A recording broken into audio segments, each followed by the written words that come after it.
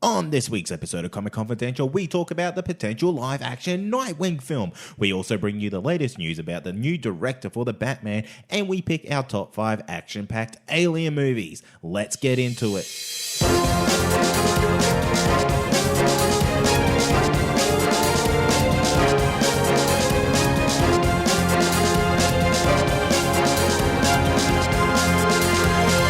Welcome back to another episode of Comic Confidential. I'm Cade Moyer.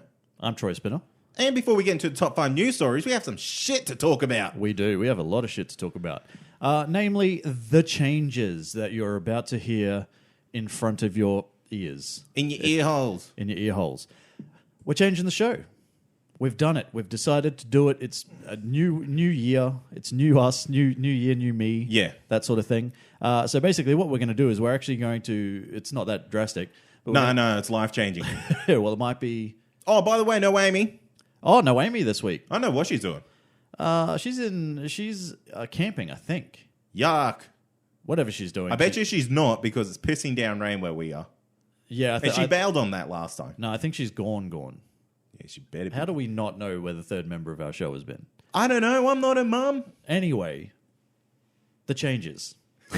Yes, tell me about these changes. So what we're going to do is we're basically going to remove the weekly wrap. It's done. It's gone forever. Into its own separate show. Yeah, so you have to download that one separately. Yeah, so, what we've found, it's kind of, people will have to, if they're not caught up on a certain episode of a certain show, they'll have to jump and skip and hop and do all these sorts of different things to get to the place where they want to actually listen to. Basically, what we're saying is that no one else is as dedicated as us and watches the shows week to week. Yeah. This gives you the opportunity to go back and just download that little snippet of our episode and catch up real quick. Exactly. But what we're going to do with this show is we're going to keep this show as everything else is normal. So you'll still have your main segment, whatever that will be, and you'll still have your fantastic intro like this one. That we nail every time. Yeah, we nail it every time. Got your news. Still got your comic of the week. Comic of the week still there, and the outro that usually takes about 20 minutes to get through. So, yeah, we'll get into that. But before we get into the news, let's talk about the Castaway Awards, man. Oh, mate, they released the trophy this week. Did you see it? I did see it. Oh, damn. Black and white goodness. Black and white. It's very slimming. I want it. I want it too. It's going to look so good right over there. Yeah, where he's pointing is right near the monitors. Yeah, so it's going to be 2 monitors and then a trophy, and then basically just pictures of us just posing in winner poses. Just flexing. Just flexing, like that Arnold Schwarzenegger pose that he does. You know what I'm talking about?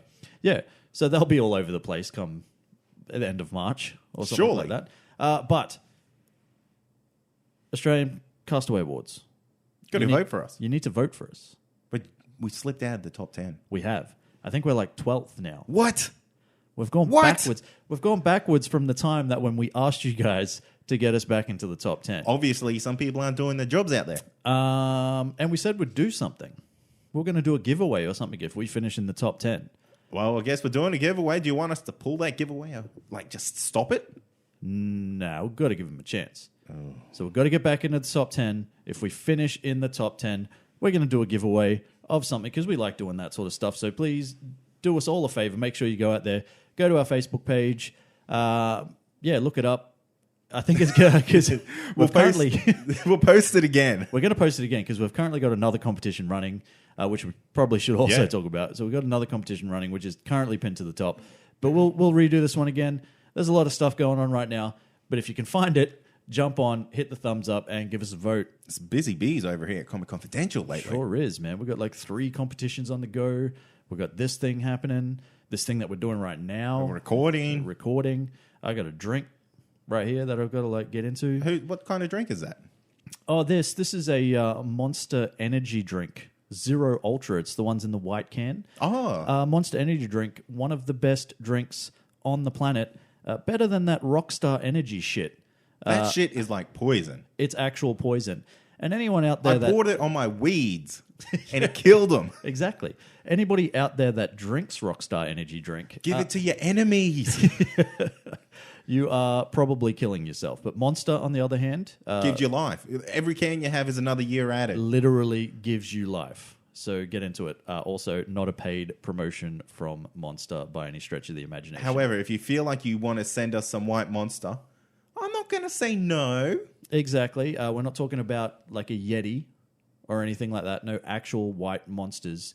We want some actual energy drinks. Some delicious go-go juice. It's actually really good. If anyone knows what Pasito is, or like I think there's another name for it, like Passiona or something. Yeah, something like that. It's like a real tasty Kirk's passion fruit beverage. Man, this is what this tastes like. Except But better. Yeah. Because it gets you high, I'm assuming. I don't know what high is. If you have enough of them, probably. High on life, because High you've got on life. so much extra life. So getting back on track, the Castaway Awards, make sure you vote for us there. Look, the guys there are doing a fantastic job promoting Australian podcasts, which no one else is doing currently at the moment. So good on them for actually getting in people's faces. Last time I checked, they were the only ones. The only ones. Yeah. Yep. So that's good. Great job from them. Awesome trophy. Anybody else that's listening that's part of the Castaway Awards, it's ours. It's going to be ours. Don't you dare touch it. Let's talk about some news, man. Oh, wait. Do you want to talk about the actual other competitions? Oh, yes. We should most definitely do that. Hey, Troy. Hello. Do you want a Batman Funko Pop? I do. Well, guess what? What do I have to do to get one? You simply just have to jump on the Facebook, like our post, and comment which one you want. Well, actually, no, you don't like the post. You have to like the page. Yes. So don't get confused. Because I'm lying. You actually have to like the Comic Confidential page and then comment which prize you would like, because there's two prizes. One's a Batman Funko Pop. The other one is Old Man Logan. It's basically a trade paperback of number 1 to number 5 in pristine condition, by which I mean brand new, so that's great. So basically all you do, like the page and say Batman Funko Pop or Old Man Logan. Yeah. You can say other things as well. Hey, but guess you've got what? to say those words. Guess what? What? People get like another chance to win, though, if they share that post.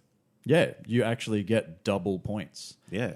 This is something that we are going to present Is it next week? It is next week. Oh, damn. So get on there and have a chance to win some stuff, because it's basically going to be a random chance. We're going to put all these names onto pieces of paper, painstakingly write them. Nah. Amy will probably do that. No way, man. There's a way easier way. What's that? You just load them all up into an Excel file. No, I like to do mine old school. Well, you're doing I that. want to get a big, I'm not. I want to get a big bucket, and I want to fill it with people's names, and I want to pull out names and read them live on air. I'm pretty sure we could just put them into a big Excel document and do a random number generator. We'll figure that out later. The other way you can win is if you are part of the Comic Confidential listener community. They have their own special giveaway.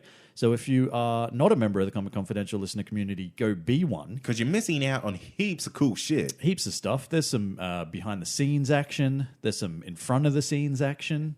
Some Sideways. Side boob. Side So boob action. much side boob action. Mostly from Cade. But there's a lot of actual action going on in that page. And there's heaps of members that are super knowledgeable, but also really cool. Those people should be running the show. They and not probably us. should.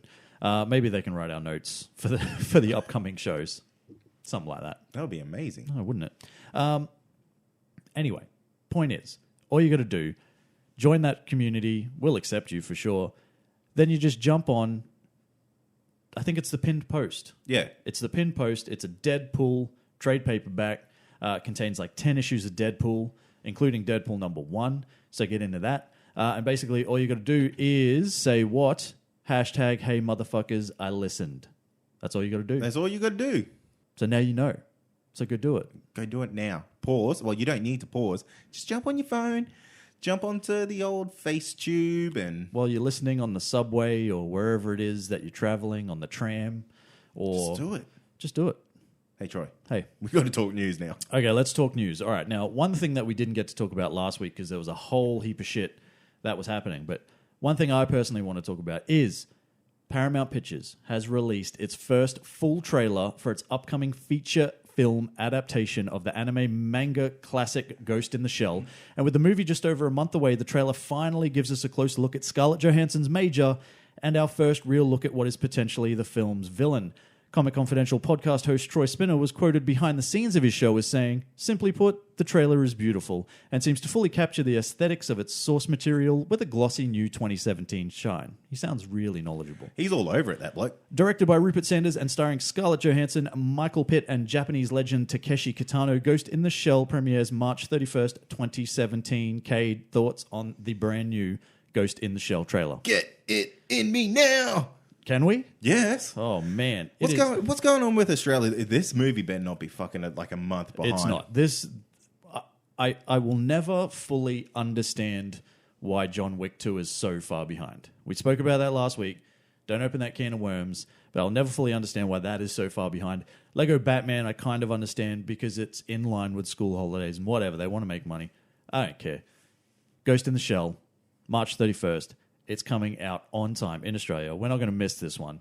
And thank God, because it looks stunning. I can't wait for it. Because I'm going in like as a virgin. I know nothing about that series. I have no expectations. Yeah, well, from the original source material and even the movie, the animated movie that was made, I don't know a lot about it. And even if you watch that stuff, it's still very hard to follow as it is. So, I'm hoping that they clear all that sort of stuff up. And this is kind of like a little bit more, not coherent, but I think something is lost in translation. Yeah. Basically. So hopefully it's a little bit more coherent. It looks fantastic. Scarlett Johansson, all whitewashing controversy aside, looks amazing as a person, but also in this role.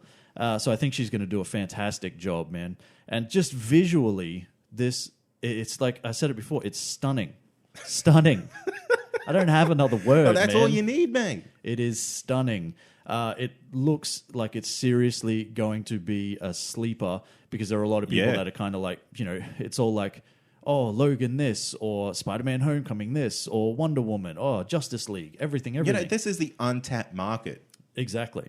Of anime fans. Oh, well and truly. It's huge. Yeah, there are comic book fans are getting all sorts of movies thrown in their face right now. Anime fans don't really have a lot to go on, but they got this. And I'm hoping that they fucking knock it out of the park. I reckon this will be one of the biggest international earners ever. Ever? That's a big ask, man. Nah, you've heard it here first. I literally had to laugh off microphone because it would have been too loud. You are talking about going up against Avatar. Yeah. And Titanic. I literally heard what I said. Okay, man. All right. Star Wars, The Force Awakens. Mm-hmm. You are crazy if you think it's going to make that much money, but I said it will be one of. I didn't say it would be. So it'll be somewhere in the top 200 At highest. Least it'll be international. Yeah, that's what I'm talking about. I'm not saying domestic. Take that away. Yeah. Just the international I market. understand how it works. Just making sure, mate. Let's move on. Casting is well and truly underway for a number of upcoming superhero-themed TV shows, and the latest couple of casting announcements are two of the biggest. Firstly, Jamie Chung, star of Gotham and a whole host of other things, has been cast as teleporting mutant Blink in Fox's yet unnamed X-Men series pilot, helmed by Bryan Singer and created by Matt Nix, a role that will see her take the place of Bing Bing Fan, who played the first live-action incarnation of the character in 2014's X-Men Days of Future Past. Next, Owen Rion, who played lovable scallywag Ramsay Bolton in HBO's smash hit fantasy epic Game of Thrones, has been cast as Maximus, brother to Black Bolt, fierce loyalist to Atalan, and potential usurper to the crown in the upcoming ABC Inhuman series written by Scott Buck. What do you think about the latest TV casting news, man? I think that's really interesting that they've recasting a character that was only used a couple of years ago. Yeah, it is. In a cinematic release, but of all the mutants that are out there, it is surprising that they would go and pick the same one that they have just used and recast. I mean, I don't know what Bing Bing Fan is up to these days. But possibly available. I'm just saying. She could be available. She might be very I busy. don't remember her being terrible. No, but I mean, it was a very small part. I don't even really think she had many lines or anything like that in it. But whatever. I mean, I know they have to sort of push this towards a certain audience. Jamie Chung is a very known face, I guess. She's a known element among TV shows for sure. So it's good. I guess. I'm liking It's it. just weird. I'm liking these bigger names attached to these projects. Well, the next one that we're talking about, Iwan Rion, if that's even how you say his name, because it's so weird. But him as Ramsay Bolton in Game of Thrones was the breakout star of that series. Was it really? Yeah, in his last in the last season. I know you haven't seen it, but basically, Never will. He played a giant douchebag of a human being. Oh, right. Yeah, so just the ultimate bad dude, because he's kind of like this attractive enough guy that has this. He kind of has this, He's a sexy jerk. It's not even that he's a sexy jerk, because when you first meet him, you don't even really know that he's a complete jerk. And Right. he keeps having these moments where he kind of has this way of dragging people into him to make them think that everything is okay. And then he is just the most brutal bastard that you've ever seen on the planet. I like him. He's good. He did chop a dude's dick off on the show. So there is that. I don't think he's going to chop any dicks off in Inhumans. But I'll be waiting bated breath. But you just never know. But Maximus, the character himself, like, this is the perfect character for him, because he's like, while he's not necessarily like the villain, as it were, he kind of is, because it's kind of like that extreme loyalist. So Yeah. anything that goes against, his race of people or anything like that, it's He kind of just like the big knee-jerk reaction to it. think of like a Magneto or something like Yeah. that, like that sort of thing. So for this guy in this particular role, like, I think that's perfect casting. And the guy is still riding off that wave of success from Game of Thrones, so now is the time to cast him. Oh, for the show. hell yeah. Well and truly. Moving on, a new Aquaman synopsis has surfaced online, giving fans of the upcoming James Wan-helmed action flick a little more insight into the motivations behind the film's main protagonist, Arthur Curry, played by former Game of Thrones alum himself, Jason Momoa. According to acting auditions, the synopsis reads, Aquaman will center on Aquaman as a reluctant ruler of the underwater kingdom of Atlantis, who is caught between land dwellers that are always polluting the globe and his own people who are ready to invade the surface. On top of this, reports are also confirming the casting of Nicole Kidman and Tamurura Morrison as Arthur's Sea Mother and Earth Father, respectively. What are your thoughts, man, on the Aquaman synopsis and the casting of Arthur's parentals? Man, that synopsis is Aquaman will center on Aquaman. Yeah, that's and, amazing. I feel like they've watched like a real old school Justice League cartoon. And it's like Aquaman's fighting people, throwing barrels into the water. Well, maybe, but I think, like, I love it. I love the fact that it starts with Aquaman will center on Aquaman. Yeah. Like, that is... I was really worried about that. Thank you so much, acting auditions. I didn't realize that that's what it was going to do. But it's still a timely subject. Like, this is not a thing that has ever gone away, polluting the earth and polluting the ocean and all that sort of stuff. And it kind of makes sense as to how there would be that war, or that brewing war, between Atlanteans and humans, Earthlings, as it were. I think they really land dwellers. I think they missed a good chance here, because in Man of Steel, you got those big spaceships that came down and were starting to terraform the Earth. Yeah. And there was a lot that were in the ocean. Yeah, actually, that's a very, very good point. Wouldn't it be amazing if like something like that was damaging like his home? Yes, but would then would he blame the humans though, or would he just blame the Kryptonians? No, but he could blame the humans who come and like try to mine the shit that's there. Oh, I see what you're saying. Yeah. Yeah. So they're constantly coming down. Like, maybe one crash lands near Atlantis. Yeah, exactly. Yeah, and they're constantly trying to find it. And yeah, And just because fucking around it. Yeah, because of all the mining, it just stirs up shit. Like, that's a good way to say it's polluting, not like I'm imagining people tipping barrels in. Yeah, well, maybe it is. It's, you would hope it's not just like they're going to fight some drunk guy who's on the beach throwing his 6-pack ring into the Is that water. a thing anymore? Maybe in the States. I actually don't know if 6-pack rings exist anymore. I think they might have gotten rid of them to stop drunk people throwing them into the ocean and starting wars with Atlanteans. Someone let us know. Yeah, if you actually do have them out there somewhere, let us know, because things that we drink don't have that at all. Yeah, all our stuff comes in cardboard boxes these days. Yeah, pretty much. It's all recyclable. It's great.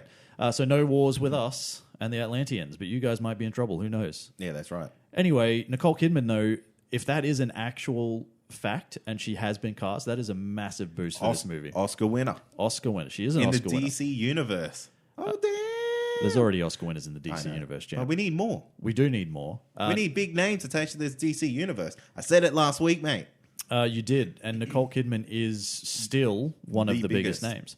Temuera Morrison, not as big, but still, the guy can act. He sure Let's can. be honest. He can act your pants off. He can act your pants off. So make sure you wear a belt. Yeah, or two pants.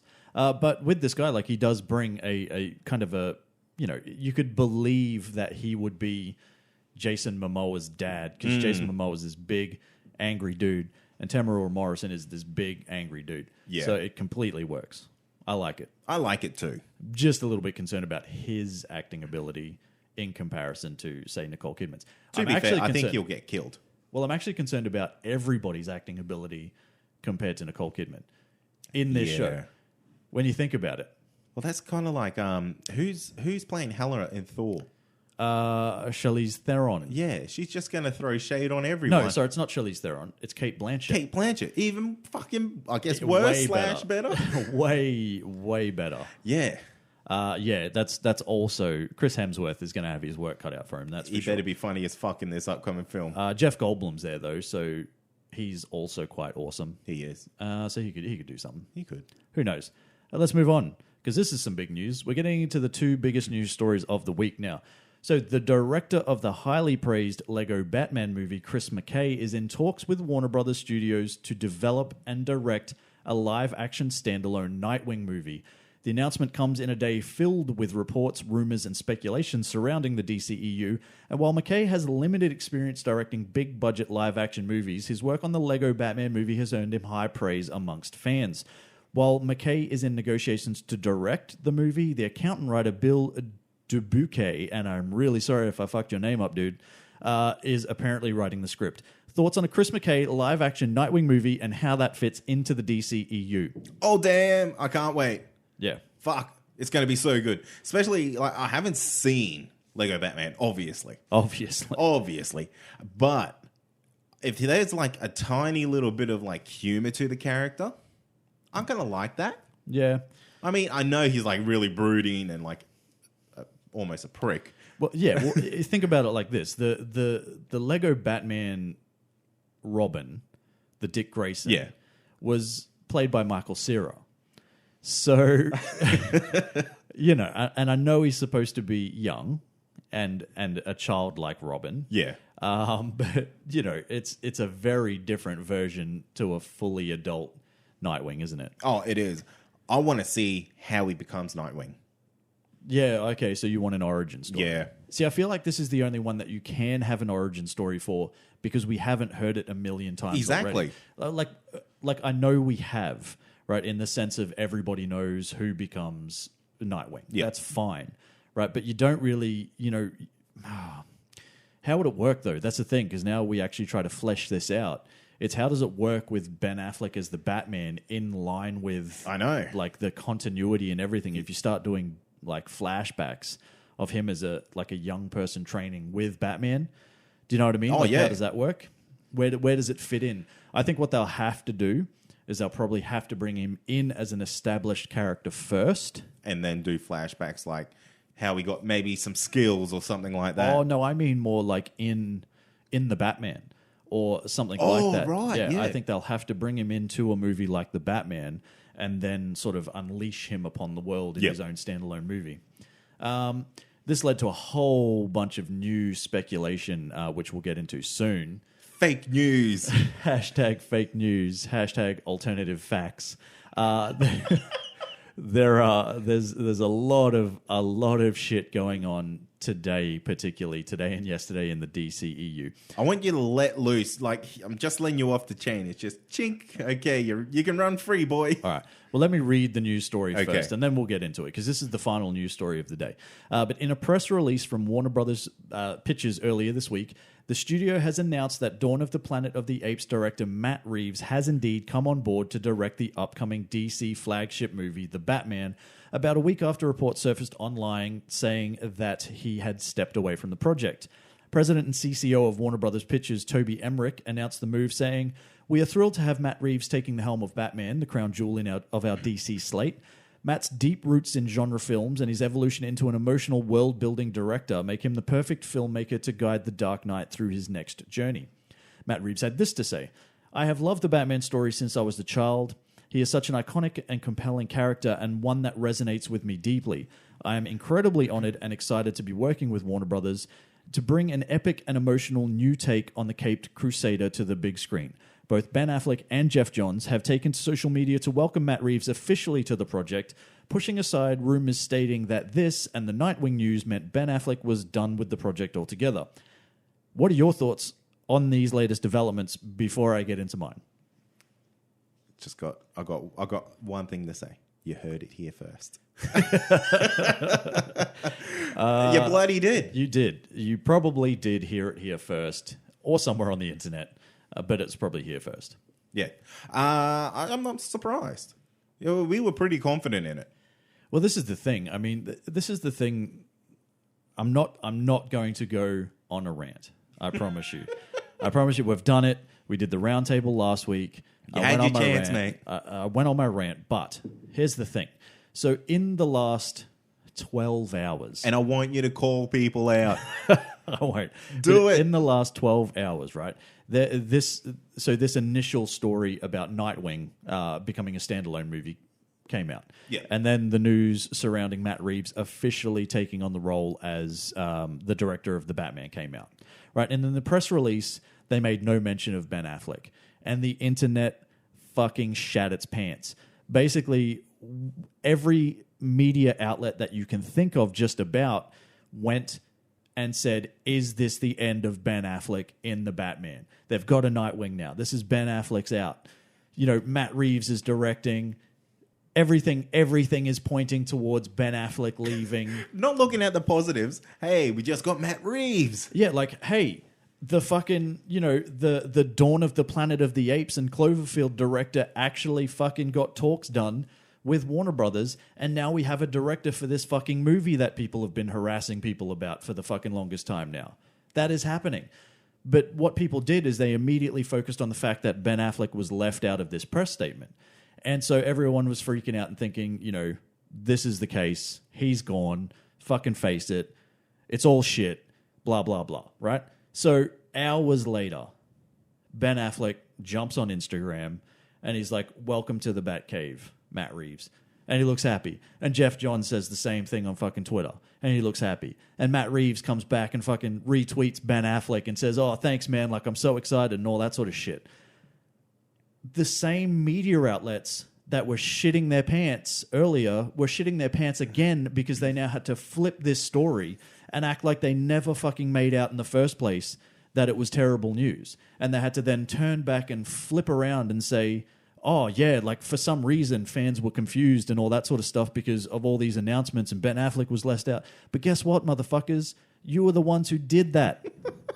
You made that happen. You made that fake news. Without putting all the facts into your stories first, you made this happen.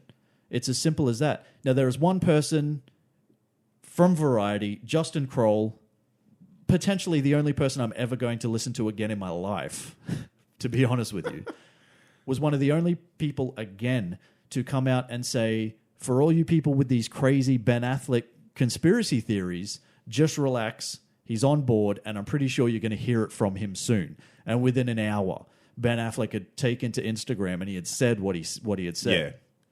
So there are still going to be people out there that are going to try to push this agenda, and they're going to try to make it out like, oh, of course they have to say that. Oh, and Matt Reeves, obviously, you know, Warner Brothers finally just gave him enough money. And, oh, Ben Affleck, of course he's going to say that because he said that he directed, like he was still going to direct the Batman movie and then dropped out. So, of course, he has to say these things.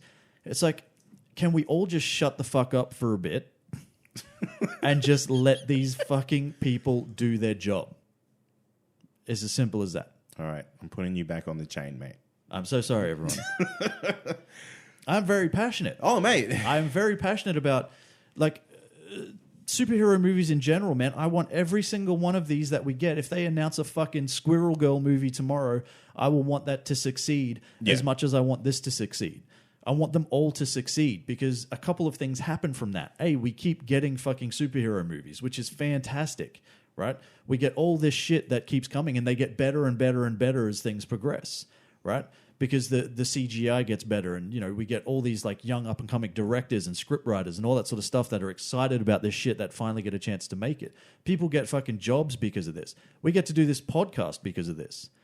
So I'm passionate about it, but the difference between me and you and other outlets is that we will always choose to focus on the positive. And that's the difference. It's too much hate. It's too much hate. Hashtag stop the hate, mate. Stop the hate, mate. That's all I got to say on that.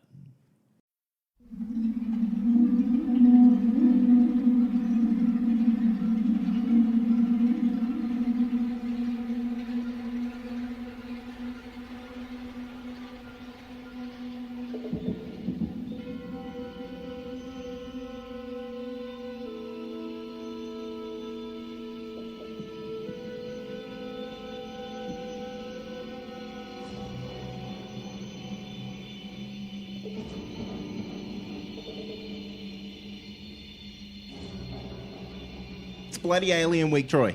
It is. It's not Shark Week. It's Alien Week. It's Alien Week, damn it. NASA, they're out there. They're finding new planets. 3 of them could have life.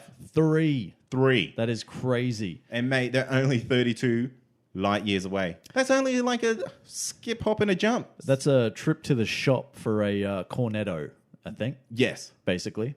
And back. Have you Probably seen... And back. I just want to, like, you've taken me on a tangent now. Yeah. Like space. It's that you can get gay times and cornettos together. They call it a gay netto. Oh, that is exactly what I would have called it. And they're fucking amazing. Oh, man, I've got to get me a gay netto. I did not know they existed. Yeah. They're amazing. Oh, my God. All right. Back on topic. track. Back on topic, because we could talk about gay nettos all day. So NASA found these things. It's called TRAPPIST-1D, I think. Something like that. So this is the solar system. There are like 7 planets. 3 are potentially like having life on them. We won't know that for a decade. But it's exciting, and it got us thinking that in conjunction with 20th Century Fox releasing the official kind of like prologue movie for Alien Covenant, The Last Supper, which is basically a 4.5-minute scene of the crew of the Covenant before they actually go into hypersleep or cryosleep or whatever you want to call it. And it's pretty cool. Like, It's rad. It's rad as shit. Doesn't really give us much, but it gets us like, it gets you hyped enough and it looks good and the characters are there.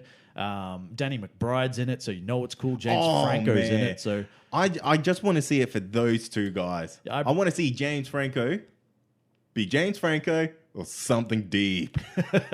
And Danny McBride's just going to be a fucking wanker like he always is. But I love Danny McBride. But apparently Danny McBride is not playing up the comedy like angle on this in this movie. Yeah. So it's going to be played down a fair bit. It's also got the guy Billy Crudup who played Dr. Manhattan in Watchmen. Probably won't have his dick in it, which is good, I was going to say. But each to their own. But it's got a pretty good cast, man. And it's got the main chick, Catherine Waterston, I want to say, from that movie that is completely escaping me now, Fantastic Beasts and Where to Find Them. Oh, right. Yeah, so she is the main Daniels lady. Yes, she is. Yeah, so all of that looks really cool. We've got some brand new planets out there, so we thought, you know what, fuck it, we're going to talk Alien Week. And so everything's going to be alien themed. Yeah. What theme are we doing? We're doing a top 5. Top 5 action-packed alien movies. Action-packed alien movies. Now, think about that for a sec. Yeah. You're not going to see any Close Encounters of the Third Kind on here because that's boring as shit. Oh, my God. Don't get me wrong. Let me go get my little fucking xylophone. Great movie, but boring as shit. E.T., boring as shit. So bad. We're talking about action-packed alien movies. And when we talk about alien movies, I know what you guys are going to think. You're going to think Star Wars, right? But we're doing this as a very specific set of rules. No Star Wars. No Star Wars. No. We're doing it as as far as alien movies are concerned, with us, there has to be a human/earthling aspect. Yes. And then an alien outer space aspect. Otherwise, the scope is too wide. Way too wide. And for us to try to pick 5 of the best out of those, It's impossible. almost impossible. So what we're doing is we're doing action-packed alien movies featuring people from Earth and aliens from outer space. You got it? Good. Keep up. Good. Take notes. Number 5. Number 5. Men in Black, 1997. A police officer joins a secret organization that polices and monitors extraterrestrial interactions on Earth. Now, if the synopsis sounds vague, it's because I didn't write them or put any detail into them. I took these directly from IMDb, and that's what IMDb wants you to think Men in Black is about. Really? Yeah, so it's Like, kind it of doesn't even say, like, the mysterious Men in Black. Yeah, it's kind of like not really playing up anything at all. So it kind of, lets it down because this movie is fun, man. Oh, fuck. I love this movie. This will be one of those movies that would almost be timeless for a sci-fi fucking comedy. Oh, well and truly. And like when you we'll get into some specs, I guess. Not specs, but directed by Barry Sonnenfeld, who also directed The Addams Family, Get Shorty, and the brilliant Wild Wild West. Also starring Will Smith, who stars in this movie alongside Tommy Lee Jones and Vincent D'Onofrio, or Kingpin as we like to know him. Yes. What can you say about this movie other than the fact that this kicked off this Men in Black is like a massive franchise. There's 3 movies, potentially a 4th. I think they're talking about doing still. There was that talk of them doing the crossover with 21 Jump Street. Oh, imagine that. That would have been amazing. I would have just died. Yeah. Fucking would have been great. I want to go on a tangent though. Wild Wild West, first DVD I ever saw. Really? Yeah. Poor you. And I remember, I bet you loved it. I loved it. Back in the day. Yeah. I bet you loved it. It was pretty rad. Yeah, and you just sing the song. The Wild Wild West song. Wiki, Wild Wild West. No, I never heard it. Never heard it. Yeah, so this pretty much also, I think, and I could be wrong, so, don't get at me on Twitter.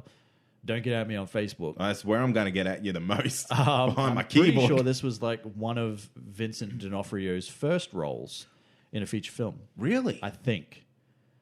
Wow. Sorry if I'm wrong, Vincent, but I think that's cool because that dude is awesome. Man. Yeah. So this gave us Will Smith. This gave us the theme song, the Men in Black theme song. And if you're not sitting at home or wherever you are listening to this right now and now thinking of the Men in Black theme song, you are 16 years old. Guess what? What? If you're part of the listener community, I shared my Spotify playlist. Yeah. It's got that on it. Nice. Has to. And more importantly, it has its 20th anniversary this year. Does it really? Yep, turns 20 years old. We should do an episode on it. We'll probably do an episode on it. I don't think we can sort of, leave it out. Yeah. Started a culture, mate. Well and truly. So Will Smith, Tommy Lee Jones, Agent J, Agent K. Basically, there's a talking dog. What else do you need to know? Heaps of shit. Heaps of shit. You got those little skinny bug things that drink coffee. And smoke a lot. Yeah. Weird. Loved it. Did you have a favorite moment? When Will Smith gets that little fucking tiny gun. Oh, and he's like, this is it? And then he pulls it and the whole fucking place just goes to bits. Yeah, that's pretty amazing. And it's that type of humor, man, that made this... it definitely stands out on this list because it's pretty much the only movie on the list that is funny. But if you're talking about action-packed alien movies, you cannot go past Men in Black. No. At all. Number 4 is 1997 as well. 20 years to the year as well. Starship Troopers, man. So the synopsis for this one is humans in a fascistic, militaristic future do battle with giant alien bugs in a fight for survival. What do you think about this movie? Man, I've only ever seen this movie once. What? Once. It's just one of those ones that kind of fell through the cracks. And I remember seeing it as soon as it came out on VHS. Yeah. Well, you need to go back. I know. And you need to watch it. So directed by Paul Verhoeven, who did classic movies like Basic Instinct, Total Recall, RoboCop, starring Casper Van Dien, who does nothing anymore, Denise Richards, who does nothing anymore, and Neil Patrick Harris, who does all the things now. because he is easily That's the most right. famous. Yeah, he was in this. Yeah, I remember that. Yeah. So this is cool. So this is like, these are these guys as they go through military training, and they, because there's prestige to be like a civilian or something like that. But in order to be there, you need to like go through military service. You've got to earn your stripes, yeah, mate. you have to. You get benefits that other people don't get. But you've got to go through this. Kind of like the military as it is now. Exactly. But so what we've been doing, we're now like a futuristic space Earth. And what we do is we go around and we colonize a whole bunch of different planets. And in doing so, we've colonized this planet that has pissed off a whole bunch of these arachnids or bugs. Yeah, as they're like the called. spider things, The aren't spider they? things, man. And it holds up to this day. And I'll tell you why it holds up to this day. Why I know is because I watched it before I came here. Not the movie, but I watched a clip there's a clip on YouTube of all the Starship Troopers' deaths. All right. And it's pretty cool. And the effects and everything hold up. Like Yeah. it's 20 years. It's only 20 years. But this was a pretty low budget, under the radar movie that nobody ever thought was going to be good. And it turned out to be amazing. Awesome. Loved it. So if you haven't checked out Starship Troopers, shame on you. But you need to go back and do it, because these bugs, man, they are, and it is violent. And this is, it's action packed. Sure, there's a lot of guns, there's a lot of explosions, there's all this sort of stuff. But there are violent deaths in this movie. Is this the first like popcorn movie? I wouldn't say that. We're talking about 1997, man. Yeah.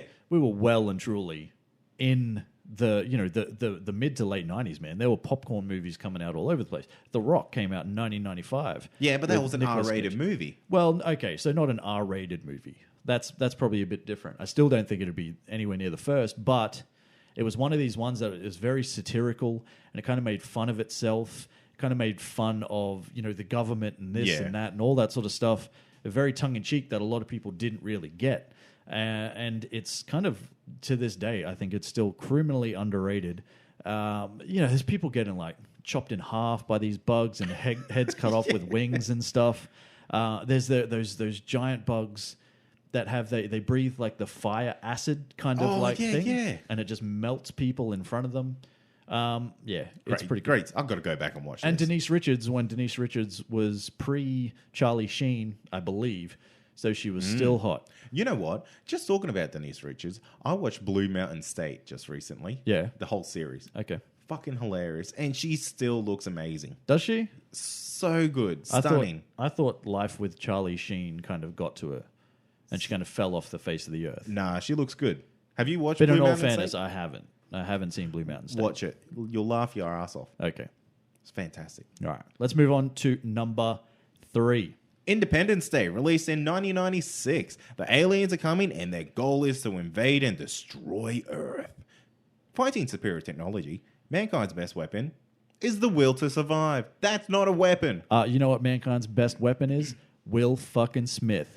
Will Smith pops up for the second time in this countdown, and there's a reason why, because he will fuck your alien up. It's as simple as that. Will Smith is amazing. Especially this is 1996. This is mid 90s Will Smith, man. This is Will Smith at his best. This is Bad Boys. This is Men in Black. Other things. I'm sure he did plenty of other things. Yeah, he did heaps of things. Just getting off, like he just finished the final season of the Fresh Prince. Yeah, I was going to say this was like, I didn't want to say fresh off the Fresh Prince, but yeah, it is. Yeah. So directed by Roland Emmerich, who did Universal Soldier, Godzilla, and Independence Day Resurgence, which we'll talk about in a sec, starring Will Smith, Jeff Goldblum, and Bill Pullman, not Bill Paxton. Don't get those two confused. Right, but Independence Day Resurgence came out last year and was a fucking turd of a movie. And one of the reasons why it was a turd of a movie is because it came out 20 years after this classic piece of legendary cinema insofar as popcorn action and stuff like that absolutely. goes. So, while the story might still be flimsy and all that sort of stuff, this was from almost start to finish, just in your face, fun and action and not much else. Do you know what I loved about this movie, though? What? Like, going back and, rewatching it, is how our computers are compatible with theirs. And that we were able to write a virus to kind of get into their system. Well, that's the dark web, man. It's a deep and dangerous place. That dank web is dangerous. You just don't know what's on there. Alien viruses. Alien viruses are definitely on the dark web. And I think it was who was the guy, Brett Spiner from Star Trek, who is, I think he was the one who came up with the way to stop them. No, it was that dude's dad. It was Jeff Goldblum's dad. Yeah. Who had nothing. Make their computer sick or something. It was like some bullshit line like that. Just make their computer sick. Yeah, yeah. And he came back. Judd Hirsch is the actor's name. He came back for Independence Day Resurgence, saved the day in the first one, and did fuck all. He drove a school bus around a fucking giant alien. Of course. Of course. He literally did not have to be in that movie. So we will never talk about Independence Day Resurgence again, but we will probably go back and reference this movie many times because it is, in fact, a classic. Don't forget, this had Will Smith as the fighter pilot, the savior of Earth, who had a stripper wife who was becoming a doctor. If that's not a story to and also get you saved to the first lady. And he saved the first lady. So no, the stripper wife. No, the stripper wife saved the first lady. That's right. And the dog in the tunnel when the explosion was going off. Yeah. No tension. No tension at all. So this movie is dead set a classic. And if you're talking about like action-packed alien movies and Independence Day isn't on your list, you crazy, Jesus. You are crazy. Number 2, we're getting to the pointy end. Number 2, these are the two biggest in our opinion, but not just our opinion. This is like a lot of people's opinions. These are the two biggest, not even just action-packed alien movies of all time. They're just the best alien movies ever. Without action. Ever? Yeah, for sure. Yes, easy. All right, number 2, what is it? It's Predator, released in 1987. A good year, that one. That was a good year. Very good. Anyway, a team of commandos on a mission. It's Cade's birthday, by the way. It's when he was born. A team of commandos on a mission in a Central American jungle find themselves hunted by an extraterrestrial warrior. Directed by John McTiernan, who did Die Hard 1 and Die Hard 3, which is actually pretty awesome. I like Die Hard with a Vengeance. And The Hunt for Red October stars Arnie, naturally. Carl Weathers, naturally. Jesse the Body Ventura, naturally. And a whole slab of beef, unnamed beef in the background. You don't even know who these people are, but they are in it. But interesting enough, one of those guys, I think it's like the nerdy radio tech guy. Yeah. The one that wears the glasses. Yeah.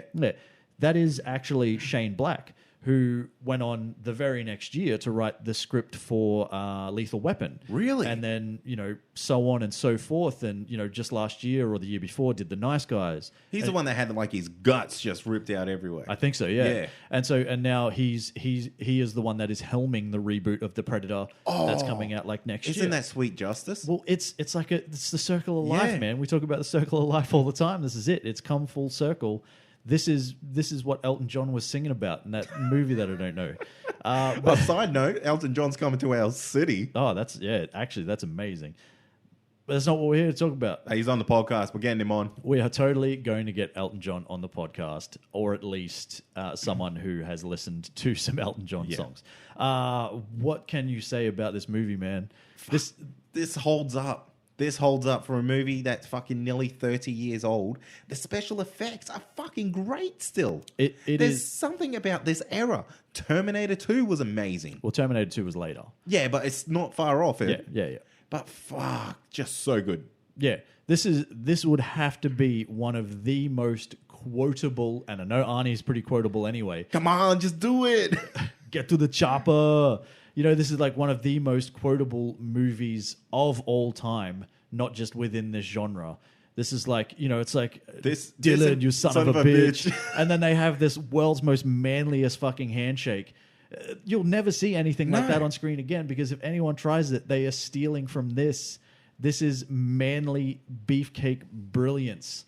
This should be renamed Predator, How to Be a Man. Yeah, exactly. How to Be a Man. And they just spit all the time. Ain't got time to bleed. That dude doesn't have time to bleed. Really shaves in a weird way. Well, no, this is a different guy. Because Jesse the Body Ventura doesn't have time to bleed. Yeah, but you got time to duck. This interesting fact about this that I don't know if a lot of people know about. Jean-Claude Van Damme was actually the Predator originally. Really? But he was only on set for 2 days before he either quit or got fired, depending on who you believe. Yeah.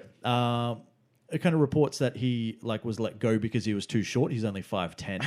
So when you're talking about about the guys in Arnie's commando group, They're all big they're people. 6'2" to 6'5". Every single one of them is a huge man. And Jean-Claude Van Damme just didn't match up. So there is actually one scene in the entire movie that is still Van Damme in the Predator suit.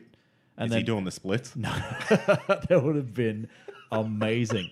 If you think that final fight scene between Arnie and the Predator just does that jump spinning split kick, and sends Arnie flying, that would be fucking amazing. But it ended up it was another guy who ended up doing it, and the guy was 7'2" or something like that. Interesting fact about that is he's actually the helicopter pilot right at the end when they're leaving. If you get to see the helicopter pilot, that's the dude that played the Predator for the most. I love shit like that. I love shit like that too. But this movie, man, it was unreal, and it spawned a mass of sequels and crossovers and shit, and it's got one that's coming out next year. And like I said, that's got Shane Black in it, so that's going to be fucking amazing. Predator 2, that was my first venture into a crossover. Oh, really? Yeah. Down in the I guess, is it the tunnels? Yeah. Sewers? The sewers? When you go to the Predator's room and there's all those skulls. Oh, I think that was on the ship. Didn't Danny Glover actually get on the ship? I thought it was all underground. Well, he went to either way. He went to the Predator's trophy room. Yeah, and there's all those skulls. And what was one of the skulls on the wall? An alien, the xenomorph. That back then was fucking amazing. Huge. Absolutely. Even today, I get excited seeing that. And let me tell you, Predator 2 holds up too. Danny Glover is the fucking man. I feel like that should be an offshoot of Lethal Weapon. He should be the same character. That's why he's too old for this shit. Yeah. Because he had to fight aliens first. He had to fight the Predator. Yeah. The Predator, but he's an alien. So, Yeah. But I get the confusion. But he had to fight the Predator first. Yeah, that'd be awesome. And then he just meets up with Mel Gibson later. And he's like, man, I've seen some because shit. Because it's the same year. I think Lethal Weapon was 87. And then I think Predator 2 came out a little bit later after that. So it could have been he already met Mel Gibson. And this is a side project for Roger. He's Murtaugh. freelancing. Yeah. That would be amazing.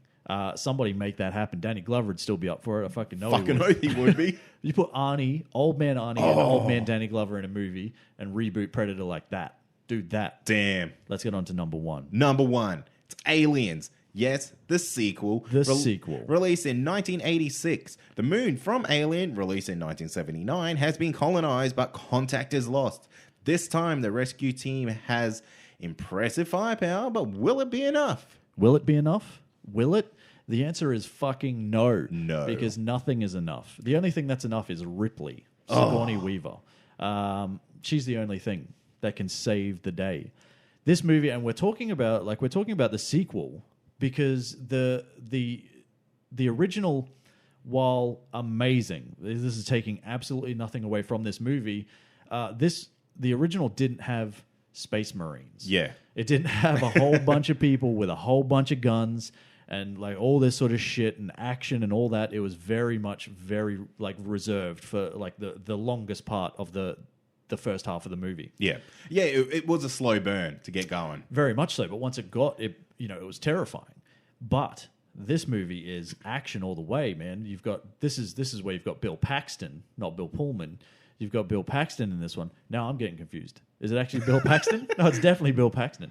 But yeah, this does. So this was directed by James Cameron, who did obviously Terminator 2, Titanic, Avatar, all that sort of stuff, and starring Sigourney Weaver, Michael Biehn, Lance Hendrickson, and Bill Paxton, who ad-libbed most of his lines, I believe. Did he really? Yeah. He says "fuck" 30 times in this movie. Makes sense. It does make sense. But this is classified. This movie was up for 8 Oscars. Was it really?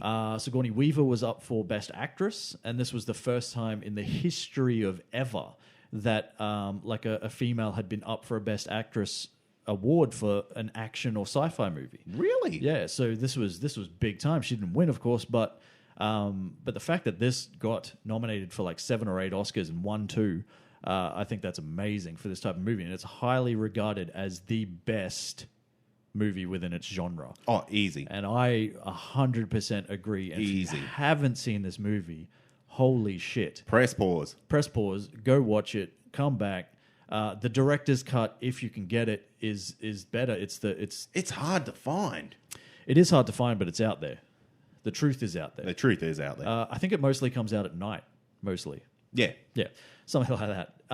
Yeah, I could talk all day about this movie. I really want us to come back at some point and do like an entire segment On Aliens. like a review of Aliens. 'Cause Hell yeah, I'm down for that. This is one of my favorite movies. Listeners, are you down for that? Let us know if you're down for it. You know what I loved about this movie? It used puppets. It used like practical effects. Yeah, it took up to the Queen at the end. The massive Queen. It took up to 16 people to operate that thing at any given time. Yeah. So that's amazing in itself. And this is practical effects, man. There was like a lot of shit that they had to do. Like one thing that I've read about this movie is they only had a budget for when they're in cryo sleep. And I won't give too much away because I really want to come back and talk about this movie another time. But when they were in cryo sleep, they only had the budget for 6 of the cryo sleep units because they cost like $4,500 each to build. So because there was 12 of them, they positioned mirrors, and it's like basically mirror work and camera work and trickery to make it look like the room is completely filled Just with scattered with them. Yeah, with these things. So when you see these guys wake up and actually start to come out, a lot of it's just the magic of fucking filmmaking, man. Amazing. And that's what James Cameron does so well. These little things, like this is the guy that not too long before this had done the Terminator, and things were sorry, he had started to write the script for the Terminator, and people were going mental over that. Like, I can't remember the studio, but the studio wanted to. They said, "Go make your Aliens movie. We will fucking wait for you to come back." Really? Yeah, because you wouldn't get that today. No way. They were so impressed with his script for the Terminator that they're just like, fuck yeah, dude. Go do what you got to do and come back and we'll fucking make this thing, man. So, yeah. Fantastic. We will definitely come back and talk about this movie at some point. Yes. But this is it, man. That's your number 1 action-packed alien movie, Aliens. Let us know what you think should have been number 1 if you don't agree with us. Or anything that we missed that should have been in the top 5. Don't you dare say E.T., because that's not an action movie. That's going to take us to Comic of the Week. This week, brought to you by Monster Energy Drinks. Monster Energy Drinks, the energy drink for champions. And also for people like Dutch and Dylan from the Predator movies. I'm pretty sure they drank Monster Energy Drinks. And they didn't push too many pencils. Exactly. So, Comic of the Week this week is actually, we're keeping with the theme. Naturally, it's Alien Week. We spoke about it. It's the Aliens Omnibus, Volume 1, and it's written by Mark Verheiden, who is actually a TV writer for things like Battlestar Galactica, did some work on Smallville, also a producer of Netflix Daredevil. So this guy's cool. Art by Mark Nelson, Dan Beauvais. Man, I hate these name pronunciations. Beauvoir, because I know I am dead set butchering them. And Sam Keith, which is a nice name. Just have a nice normal name. Oh no, that's Keith. The H is silent. So this omnibus contains Outbreak, Nightmare Asylum, and Female War. It was published by Dark Horse Comics, and this is actually, Outbreak was the first. It was originally called Book 1, and this is basically what kicked off this whole thing. So this came out after Aliens, yep, and before Alien 3. So this kind of carries on the adventures of Hicks and Newt from Aliens after the events of Aliens, and but what they ended up doing is they renamed the characters. They renamed them to Wilkes and Billy, and they did that because after Alien 3 came out, they decided to go back and change everything. Book 1 became Outbreak, Book 2 became Nightmare Asylum, and then Book 3 obviously became Female War. Nightmare Asylum is easily the best Alien comic available. It is absolutely brilliantly illustrated. It's amazing. The story is fantastic, and it features one of the coolest end scenes that if you're a fan of the Alien franchise, one of the coolest friggin' end panels that you're likely to see. The problem is it goes into female war, which is a bit of a letdown for the trilogy, but if you want a starting off point for some Alien comics, this is the place to go. It's still got all of the shit that you want to see in Aliens. You've got blood, you've got gore, you've got acid blood, you've got space marines, you've got xenomorphs, you've got chest bursting. What else you want? It's all there. Backbursters. There's no backbursters. Damn it. But this is it, man. Aliens, the Omnibus Volume 1, it is available for like $15 on Comixology. So you can go get that like right now. You don't even have to get out of your house or your car or wherever you are. Well, don't actually try to get it while you're in the car, unless you're parked. Don't try Or you're a passenger. Or you're a passenger. Don't try to drive. Or if you're cool. Don't try to drive and order comic books at the same time. It's not on. But go out with that attitude. If you want to go down to your local comic book store and see if they've got it, that's also fantastic. But you can pick it up right now, and I suggest doing it. If for nothing else other than Nightmare Asylum. That's comic of the week, man. That's a good one. I might get that. You should. Because I just hooked up my Comixology to my bank account, and that's dangerous. It's gone. Let me tell you, because it's so easy, and look, we are in no way affiliated with Comixology. It's the same with Comic Blitz. It's the exact same thing. Yeah. With either of those things, like because you don't have to get out of your house, my God, get out of your bed, even get off the couch. You literally only have to pick up an iPad or go to a computer or something like that. It's as simple as that. And that assisted reading? Assisted reading is amazing. Oh, my God. You can subscribe to titles, which is amazing, and they just keep coming. Yeah. And they take the money off your credit card, and they just keep coming. And before you know it, you've got 4,000 titles that you're behind on, but you really want to catch up. You know, I'm thinking I'm going to do that to The Flash. Ooh. Because the Reverse Flash is just starting to do his rebirth now. So what would the Flash be? The Flash would be only around 20? Yeah, it's like 20. Roughly? Yeah. Yeah, it's like 60 bones, though. Man, you could do that. You could do. Surely they'd have a volume 1 out by now. Surely. Probably a volume 2 even that would encompass the first kind of like 12 or 16 issues or something. I say go for it, man. I'm going to do it. I say everyone should go out there and actually buy damn comics, whether it's online or in the shop, pay some money for them, get the good shit. Good shit. Get that good shit. The good shit's out the back. It is. It's through the beaded curtain. Yeah. And someone has to escort you out there, but that's where the good shit is. That is it for this week, man. We're done. We are done. Bloody done. Don't forget, we'll have the separate show, which will be the weekly wrap, and that's going to have all our TV shows in it. So if you've missed out, they are there. They're still there. You've just got to get it. You just got to go get it. Just with anything in life. If you subscribe, they're probably already downloaded. Yeah, check your downloads. Check your downloads. Could already be there. We're going to be back next week, obviously, and we're going to introduce a brand new segment. Tell them about the segment, man. Oh, mate, this new segment. We may have just made it up, but it's fucking brilliant. Like, literally yesterday. But we loved it so much, we pushed whatever we had scheduled. It's like, we got to do this. And it's like, we are going to do this. So the new segment, it's called The Sunday Roast, where we pick apart the absolute worst films Rotten Tomatoes has to offer in the pop culture section. Yeah, so basically what we're talking about is anything that is like 20% rotten or less. Lower. We're going to kick it off with something that is... Fantastic Four. Oh, no, I don't want to do that.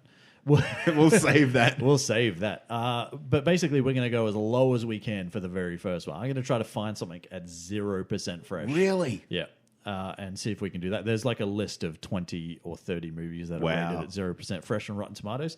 So basically what we do is we take one of their movies, we watch it, and we absolutely pick it apart. But what we will do, this will be a recurring segment, and in the future, when we're a little bit more prepared, because we literally only just came up with this thing, we will let you know prior to that segment happening, so you can watch the movie yourself, and then you can come back and listen to what we have to say as we break it down and throw it on a fire and burn it and sacrifice some things to the gods. Can we? I think we can. I don't see why we can't. Fuck yeah. We should thank some people. Yes. Listeners, subscribers, reviewers. Fuck yeah. Fuck yeah. You guys You are the keep real doing heroes. your thing. Yeah. Keep doing you. And by doing you, we mean listening and subscribing and reviewing the show. Exactly what all the titles were. Exactly. So keep doing that. We'll all be good. Yeah. We'll be good. Give us some 5-star ratings, guys. You can do that. It is well within your power. Yeah. All you got to do, jump on iTunes. I don't actually know what you do. It says rate these blokes. Oh, you go to reviews or something? Yeah. And then, anyway. Figure it out. Figure it out. Make sure you follow us on... Wait, have we even rated it? Probably should. Can we do that? Can we? Yeah, sure we can. Yeah, maybe. Whatever. So Facebook, Instagram, and Twitter is where you can follow us. Facebook is Comic Confidential. Instagram and Twitter is Comic Con Pod. There's a YouTube. There is a YouTube, but don't forget we've got the Comic Confidential listener community. It is yeah. exactly that when you search it on Facebook. Seriously, I don't want to harp on about it, but if you are not in this group, you are really missing out. There is a lot of extra stuff, and we say it all the time, but there is actually extra stuff. But not only that, you actually get to help shape the show. Yeah. If we think of something that we want to bring to the show, We put it on there. we kind of put it on there sometimes first and see what the reaction is. We might just like have some personal issues that we Hey want to get out. guys, my hair's not really nice, and I was wondering what kind of Yeah, it's like shampoo I can get. Rate my selfie. Yeah. That sort of thing. Snapchat. Yeah, Snapchat. That's a thing. That's a thing. That's Comic Con Pod. It is Comic Con Pod. I jumped on there. Looks like Amy dropped the ball. Yeah, we'll get there. Nah. One of us will. One of us will 100% get there. I'm on there right now. Okay. I'll be on there by the time this episode comes out. So if you want to talk, hit me up. Yeah, hit him up. He's there. You can talk to me on Twitter for the most part. And Cade mostly on Facebook. Yeah. We're all over the place. We're all everywhere. Someone's on Instagram. I don't know who's doing that. Someone. There's a website, comicconpod.com. Jump on there. Past episodes. Future episodes. Comic of the weeks. Comic of the weeks. Trailers. Stories. Things. Things to amaze you. We have a Patreon. If you want to help support the show for as low as $1 a month, you can 25 go and do cents that. a week. 25 cents a week, which isn't even actual currency, I don't think. No. So jump on there. It's patreon.com/ComicConPod. Check out what you can get. Early access. Early access is one of the things. God damn. We also have the sweet deal for you guys at Comic Blitz. $1 a month For 3 months. for unlimited access to comics. If you guys aren't on that, tell me why. I want to know why. Because there's no reason why you should not be doing that. Honestly, for $3 for 3 months, basically, there is no excuse. If you like comics, you're listening to this show.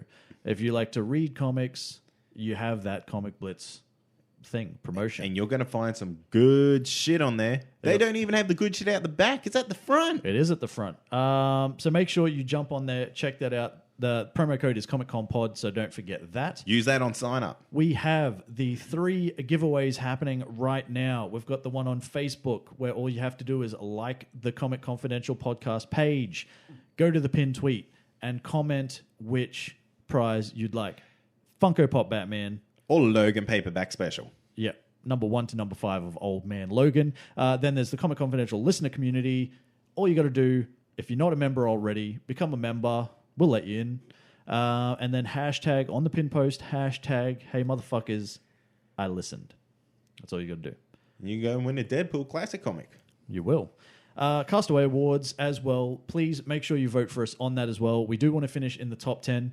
It's not impossible to win, but it's kind of impossible for us to win the People's Choice from where we're sitting right now to the time that things close. But we can win our category. We can 100% win our category, and we want to finish in the top 10 anyway for this one. And then there's the Judged Awards, which will happen from actual professionals who know what the hell they're talking about, not us. They're the ones that vote. Those poor bastards. Yeah.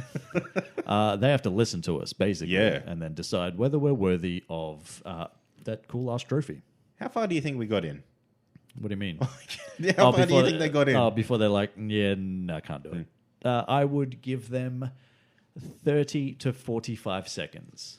Hopefully we didn't say fuck straight away. I'm pretty sure we probably did. But hopefully our intro song is cool enough that they're like, oh, yeah. Actually, it's not the intro song that got put in. Oh. Do you know what it was? What? Dun, dun. Excellent. I like that. So that's it. That is actually it. That is the end. Thanks for listening. As always, I'm Troy. I'm Cade. And this has been the Comic Confidential podcast. Oh, you changed that. I did.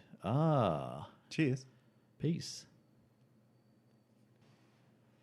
Well, I guess it would be nice if I could touch your body. I know not everybody has got a body like me. Is it me? Is it me or you? You. Like no. If I could touch your body. So I know not everybody has got a body like you. Yeah. Yeah, that makes sense. Nobody's got a body like me either. I'm pretty individual. Oh, no, man. It's pretty fat.